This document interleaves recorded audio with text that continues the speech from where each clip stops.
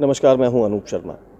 हमारे संग श्याम हैं। श्याम गोविंद जी जो हैं वो श्याम के बहनोई हैं और श्याम सिंघल भारतीय जनता पार्टी के महानगर उपाध्यक्ष हैं।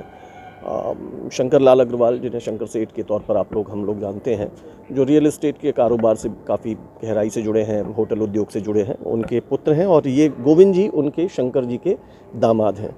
बहुत सारी चीज़ें हैं। तहकीकात तो शुरुआत से ही शुरू हो गई। इतनी बड़ी घटना थी, इसकी गूंज बहुत व्यापक गई, लखनऊ तक गई। ये कहिए मतलब जिला, मंडल, प्रदेश स्तर पर इस खौफनाक घटनाक्रम की गूंज गई थी।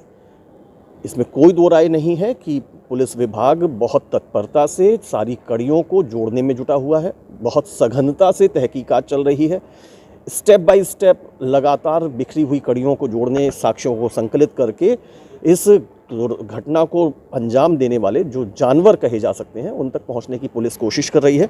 और बहुत सी चीज़ें ऐसी होती हैं जो पुलिस की इन्वेस्टिगेशन के दौरान गोपनीय रखी जाती हैं, लेकिन कुछ चीज़ें ऐसी होती हैं, मतलब आप इन्वेस्टिगेशन में जो चल रहा है वो आप नहीं बताते, लेकिन घटनाक्रम कैसे घटित हुआ उसकी एक चीज़ सामने आ जाती है। तो हम श्याम के संग में हैं। श्याम, आप लोगों के ऊपर भी स्वाभाविक रूप से विपत्ति है। आपकी बहन का ससुराल है ये। गोविंद जी आपके बहनोई हैं। कृष्ण मुरारी जी जो इस समय ज़िंदगी और मौत के बीच में झूल रहे हैं, वो आपके बहन के ससुर। और सबसे दुर्भाग्यपूर्ण ये कि कल्पना जी को आपके और आपके परिवार के लोगों ने खो दिया है। ये बड़ी त्रासदी है, लेकिन क्या कुछ प्रगति अभी तक पता चला? कितनी दूर है पुलिस और कहाँ तक चली है जांच? इससे पहले ये बता दीजिए कि इस पूरे घटनाक्रम की तरीका क्या अख्तियार किया उन हैवानों ने? देखिए, जो भी कृत हुआ है वो मैं इतना बड़ा हो गया, मेरे संज्ञान में पहली बार ऐसा कृत हुआ है। और जिन लोगों ने किया है वो इंसान तो हो नहीं सकते, पहली बात। और दूसरी बात जो है, जब ये वारदात हुई मैं अपने घर पे था, गोविंद जी का मेरा फ़ोन आया कि ऐसे ऐसे घर पे कुछ हो गया है, मम्मी पापा घायल हैं। तो मैं तुरंत यहाँ आया और यहाँ से अफरा तफरी में पड़ोस के लोगों ने सहयोग किया और लोगों ने लीवर है सबने सहयोग किया। हॉस्पिटल ले गए, जहाँ आंटी जी को उनने मृतक घोषित कर दिया और अंकल को उनने अपने ऑब्जर्वेशन में ले लिया। उसके बाद पुलिस आती है, सारी बातें चलती हैं, गार्डों से बातें होती हैं। तो उसमें ये निकल के आया कि इसमें इन्हीं का ड्राइवर है मोहसिन, वो उसमें इन्फॉर्मर का काम किया है उसने। जो भी ये घटना है इसकी सूचना सारी मोहसिन के द्वारा दी गई है। करने वाले पेशेवर लोग हैं और प्रोफेशनल लोग कह सकते हैं उन्हें। और उन्होंने वारदात करी है और वारदात करने के बाद गाड़ी को लेके यहाँ से फरार हो गए हैं। अब आता है पुलिस के ऊपर काम। पुलिस लगातार कह रही है कि इस घटना को हमने मैक्सिमम खोल दिया है, बस एविडेंस एक दूसरे के लिए हम जुटा रहे हैं, कड़िया को जुटा रहे हैं, जिससे कोई निर्दोष न फंस जाए। और संभवतः आज भी बात हुई है कप्तान साहब से, वो कह रहे हैं कि कल या परसों में ये मैटर खुल जाएगा। मेरी आपसे उसी दिन मतलब सारी चीज़ें बहुत तेज़ी से चल रही थीं और एक तरफ कष्ट था, दुख था, लोगों में बहुत वियोग था, दूसरी तरफ चीज़ों को जानने की उत्कंठा भी थी। और हम लोगों को चूँकि पत्रकारिता का कार्य करना पड़ता है, इसलिए लोगों तक चीज़ें पहुंचानी होती है। मेरी आपसे जब थोड़ी छोटी अलग अलग पहलुओं पर बात हुई तो आपने एक इम्पॉर्टेंट बात बताई थी। मैंने कहा कि बताइए श्याम भाई कि अंदर वो लोग कैसे प्रवेश करके गए और किस तरीके का सीन था। आपने कहा कि सबसे इम्पोर्टेंट फैक्टर ये है कि घर का कोई भी दरवाज़ा, कोई भी अलमारी, कोई भी लॉकर, कोई वार्डरोब, कोई दराज टूटी नहीं है। मतलब उस पर कोई प्रहार करके या छेनी से, हथौड़े से, सरिया से, किसी अन्य उपकरण से तोड़ा नहीं गया है। तो मैंने कहा जब सब चीज़ें इंटैक्ट हैं तो वो प्रवेश कैसे कर गए?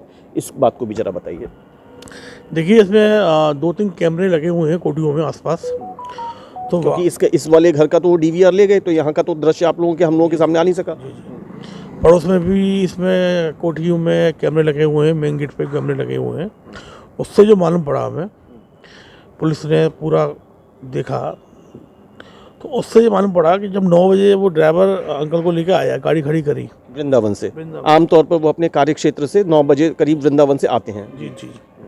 जब आया तो उसने गाड़ी को अनलॉक छोड़ दिया था, और फिर हमने वीडियो में देखा कि 2:30-3 बजे उसी गाड़ी से एक नकाबपोश आदमी घर के अंदर घुसा है। फिर 6 बजे कोई व्यक्ति निकला है और गाड़ी लेके चला गया है। ये वीडियो में है, वही नकाबपोश। वही नकाबपोश। गाड़ी में से जो व्यक्ति आप बता रहे हैं वो उतरा 2:30 बजे करीब, तो वो कहाँ, गाड़ी की डिक्की में से उतरा है? हाँ, गाड़ी की डिक्की में से उतरा है।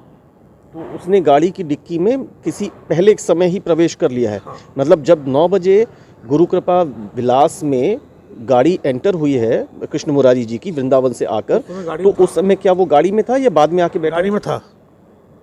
अभी तक की तहकीकात ये साबित करती है गाड़ी में था। वो वृंदावन से पीछे बैठ के आया है। वृंदावन से ही वो गाड़ी की डिक्की में बैठा है और मोहसिन गाड़ी चला कर लाया है। मोहसिन चला जाता है लेकिन वो गाड़ी में बना रहता है, और गाड़ी में से 2:30 बजे उतरता वो प्रतीत हुआ है। यानी उसने 9 बजे, आपका कहना है कि लगभग 9 बजे करीब वृंदावन से गाड़ी आ गई और 2:30 बजे तक वो उसमें बना रहा, डिक्की में बना रहा है, बिल्कुल बना रहा है। जो रिकॉर्डिंग कह रही है, जो रिकॉर्डिंग हमने भी देखी है, पुलिस ने भी देखी है, सबने देखी है। वो 2:30-3 बजे करीब गाड़ी से उतरा है और सीधा अंदर गया है। फिर 3 घंटे बाद 6 बजे, पौने 6 बजे करीब वो गाड़ी में आया है, बैठा है और गाड़ी को लेकर चला गया है। अच्छा, यहाँ तक तो ये बात हुई कि ये तरीका अख्तियार किया गया, लेकिन ये वाला जो फैक्टर है इसको भी बताइए, समझाइए कि कुछ भी नहीं टूटा, एक भी दरवाज़ा नहीं, एंट्री फिर भी हो रही है, कोई चटकनी नहीं, कोई लॉक नहीं। इसमें हमारा अंदाज़ा है कि इसमें पहले से इन्हें कोई ना प्लानिंग करी है, और ये प्लानिंग एक दिन की नहीं है। ये प्लानिंग मिनिमम 15 डेज की प्लानिंग है ये इबादत करने के लिए, और इन्होंने पूरी प्लानिंग करके कैसे आना है, कैसे जाना है, कैसे घुसना है, कैसे करना है, कहाँ जाना है, पूरी प्लानिंग करके उन्हें वारदात को अंजाम दिया है। ये सब चीज़ें इनके दिमाग में पहले से चल रही थी, और आप ये मानते हैं कि मोहसिन इस पूरी साजिश का एक हिस्सा है, इस साजिश का रचनाकार या इस साजिश को अंजाम देने वाला नहीं है, ऐसा आप लोग मान के चल रहे हैं? मोहसिन इस साजिश का मुखबिर है, सूचना देने वाला है और घर तक पहुंचाने वाला है। जो कार्य किया है वो पेशावर मुजरिम है, जो मुझे लगता है, क्योंकि जिस तरह से उसने अटैक किया है ना, वो आम आदमी नहीं कर सकता। मतलब जो उनका प्रहार करने का, वार करने का, हमला करने का ब्रूटल तरीका है, उसकी वजह से आप ये कह रहे हैं एक सामान्य अपने विवेक से कि भाई इस तरीके से तो कोई प्रोफेशनल क्रिमिनल ही कर सकता है, एक आम आदमी के तो दिल कांप जाएगा, हाथ कांप जाएंगे। हाँ, सही बात है, बिल्कुल प्रोफेशनली ये कार्य कर सकता है, आम आदमी कर नहीं सकता। एक हमारी आपकी बात हुई थी शाम की, आपका कहना था कि मैंने जब पूछा कि भाई ये दरवाजे आदि इंटैक्ट है, लॉक इंटैक्ट है, फिर भी प्रवेश, तो आपने कहा था कि इसमें दो, आप इधर जरा पूरी दिखा दीजिए। एक तो बड़ा दरवाज़ा आप देखेंगे, एक साइड में जो आपको खुला दिख रहा है ये छोटा दरवाज़ा देखेंगे। बड़ा दरवाज़ा अभी मैं देख के भी आया था तो वो अंदर से लॉक है, छोटा दरवाज़ा खुला हुआ है। तो ये आमतौर पर होता है कि जब गेट बंद कॉलोनी है और सिर्फ सिक्योरिटी के तमाम इंतज़ाम है तो ऐसे में वो खुला था, तो इससे तो वो अंदर चले जाते हैं। और फिर एक और जो रूम है जिसे आप गेस्ट रूम की संज्ञा दे सकते हैं, उसको उन्होंने पीछे से खुला छोड़ा और उससे में घुस के फिर घर के अंदर। देखिए, हम लोग अंदाज़ा लगा रहे हैं, लेकिन ये तय है, ये प्लानिंग बहुत दिनों की है। उन लोगों ने पूरी परफेक्ट प्लानिंग करी है, पूरी रचना करी है कि कैसे दरवाज़ा खोल के रखना है, कैसे दरवाजे के अंदर जाना है, कैसे लोग उनको अपना काम करना है, कैसे निकलना है, ये सब प्लानिंग है। अब मेन गेट से घुसे हैं या वो ड्राइंग रूम वाले रूम से घुसे हैं, ये वही लोग बता पाएंगे जो स्थिति है। लेकिन हमारा जो मानना है कि वो उन पर सारी व्यवस्था पहले से तय थी कि ये खुला मिलेगा, हमें ऐसे घुसना है, क्योंकि कोई लॉक नहीं टूटा है, कोई शीशा नहीं टूटा है, कोई आवाज़ नहीं हुई है।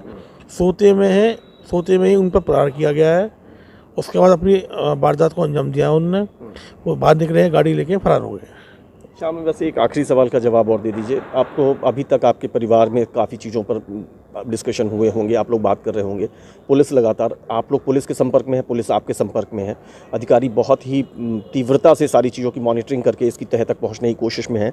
क्या अभी तक क्या इस्टेब्लिश हो पा रहा है? हालांकि ये सब अभी अनुमानों के बीच में है, सारी चीज़ें तो तभी सामने आएंगी जब मुख्य अपराधी इस घटना को करने वाले हाथ आ जाएंगे। क्या अनुमान है, ये लूट की कोशिश के दौरान की गई घटना है या किसी अन्य प्रकार की कोई पुरानी रंजिश है, कोई रिवेंज है, क्या है? देखिए, जिस तरह से इन्होंने जो वारदात की है वो तो एक ऐसे व्यक्ति द्वारा हुई है जिसके दिमाग में पागलपन सनकपना हो, लेकिन जो व्यक्ति के साथ हुई है उसका किसी से कोई दुश्मनी नहीं है, बड़े सीधे साधे व्यापारी आदमी थे वो। और इस बात का यही आप पता लगा लीजिए कितने सीधे होंगे, अपने घर का दरवाजा उनको खुला रह गया, उनको पता ही नहीं। उनको ये इल्म ही नहीं था कि मेरी भी कोई दुश्मनी किसी से हो सकती है। और लूट भी हुई है, हत्या भी हुई है। अब तो ये साले पकड़े जाएंगे, यही बता पाएंगे इन्हें हत्या करी है, लूट का माना दिया या लूट के लिए हत्या करी है। मतलब लूट भी है और हत्या भी है, लूट से इनकार नहीं किया जा सकता, लेकिन हत्या के बाद लूट को शेप देना या लूट करने आने के दौरान हत्या करना, आपका ये सबसे महत्वपूर्ण वाक्य है कि इसका प्रतीक्षा तो तभी होगी, इसका तब तक करनी होगी जब तक सब चीज़ें सामने ना आ जाए। लूट की अनुमानित राशि अभी कुछ स्पष्ट है या नहीं? लगभग ऐसा है कि जो अब उसी दिन जो बाहर से लौट के आए थे और मामला ऐसा हौस-पौश है तो कि हमारी उनकी बात नहीं हो पाई है। लगभग माना जा रहा है कि कैश भी है और कुछ जेवर भी है। अब काउंटिंग कितनी है वो भी इन लोगों ने अभी प्रॉपर देखा नहीं है, क्योंकि परिवार की इस समय स्थिति इस तरीके की नहीं है। ठीक है, आप पुलिस के संग में आप लोगों के संपर्क लगातार परस्पर जारी है और आप लोग अभी तक की जो जांच है उससे संतुष्ट हैं? हाँ, प्रॉपर पुलिस अपना काम कर रही है, प्रॉपर यहाँ आती है, छानबीन करती है और प्रॉपर अपना काम कर रही है पुलिस। और आला अधिकारी आईजी साहब भी आ चुके हैं यहाँ पर, प्रशांत कुमार जी, और एसएसपी साहब भी रेगुलर आते रहते हैं, सिटी साहब भी आ रहे हैं, थाना एबी इंस्पेक्टर भी आ रहे हैं, और यहाँ के हालांकि इंचार्ज हैं जो नागर जी, वो भी परमानेंट यहीं रहते हैं। पूरी पुलिस यहाँ रात को गश्त करती है, पूरा सपोर्ट मिल रहा है। मतलब आप लोग संतुष्ट हैं पुलिस की अब तक की सभी कार्रवाई से हम बिल्कुल संतुष्ट हैं और मुझे ऐसा लगता है पुलिस 2-3 दिन में, 1-2 दिन में इस मैटर को खुल भी देगी। बस मैं ये स्लिप कर गया था, भूल गया था अपने क्रम में, मोहसिन कितने वर्षों से है आपके यहाँ? मोहसिन लगभग 6 वर्षों से क्या कर। चलिए श्याम, बहुत बहुत धन्यवाद हमसे बातचीत के लिए। तो इस प्रकार हमारे साथ रहे श्याम सिंघल, और उससे पहले गोविंद। कृष्ण मुरारी जी की स्थिति गंभीर है, कल्पना जी इस दुनिया में नहीं है। एक ऐसी खौफनाक घटना जिसने सभी को विचलित किया। बहुत सारे सवाल इस घटना के पीछे खड़े हुए हैं और उन सवालों में बिखरी हुई कड़ियों को जोड़ने में पूरी पुलिस का तंत्र वरिष्ठ अधिकारियों के निर्देशन में जुटा हुआ है। काफ़ी हद तक चीज़ें, जो घटना किस प्रकार से घटित हुई होगी उसके अनुमानों की जानकारी तो आ गई है, लेकिन इन्वेस्टिगेशन किस तरफ चल रही है पुलिस उसमें बहुत कुछ बताने की स्थिति में नहीं है। और इसको लेकर के किसी भी तरीके से ऐतराज़ भी नहीं किया जाना चाहिए, क्योंकि कई बार आपकी कुछ चीज़ें अगर पुलिस इन्वेस्टिगेशन की आ जाएं और वो किन्हीं अन्य माध्यमों से लोगों तक पहुंच जाएं तो उसमें इन्वेस्टिगेशन पे भी असर पड़ सकता है। लेकिन घटना हुई है, घटना के बारे में सबको जानकारी है, तो घटना से जुड़े किस प्रकार से घटना हुई उसका पहलू आपके सामने आया।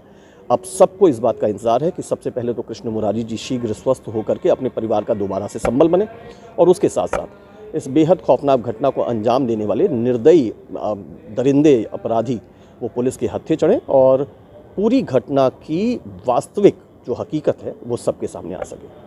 फिलहाल हमारी पूरी संवेदनाएं कृष्ण मुरारी जी के परिवार और उनके स्वयं के स्वास्थ्य को लेकर के हैं। हम उम्मीद करते हैं कि जल्दी खुलासा होगा और सब कुछ हम सबके सामने आएगा। आप अपनी सुरक्षा का विशेष ध्यान रखें और एक दूसरे का सहयोग करें। मुझे मेरे साथी प्रतीक के साथ इजाज़त। बहुत बहुत शुक्रिया। नमस्कार।